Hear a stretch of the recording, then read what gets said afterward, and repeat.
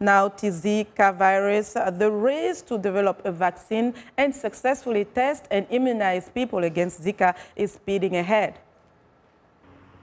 Connecticut-based Protein Science Corporation is one of several companies in preclinical stages developing and manufacturing a Zika vaccine for review by the U.S. Food and Drug Administration. Well, here at Protein Sciences, we are basically using the technology that we developed for our flu block vaccine to make a Zika vaccine. And the big advantage of that is that we can really very rapidly develop that Zika vaccine. So we have already inserted the protective protein into a baculovirus vector, and we have produced the protein.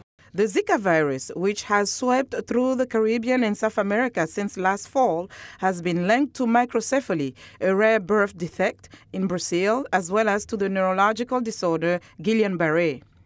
One of the drugs is a so-called DNA vaccine engineered from a single Zika viral protein.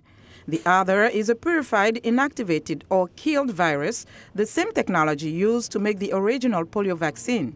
My estimation is that if it turns out that the occurrence of birth defects is not as high as it appears to be in Brazil, then the FDA will probably take their usual process, and then it would take probably, I would imagine, 2 to 3 years before we would have a vaccine in our hand.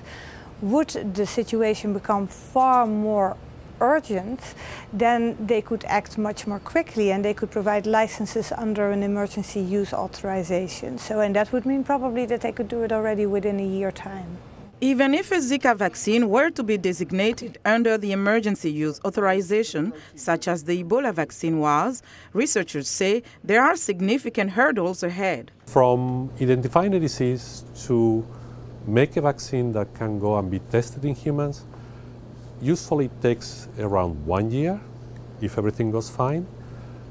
And the problem is that 1 year from now, it may not be so many cases of Zika virus infections, making them very challenging to test the vaccine.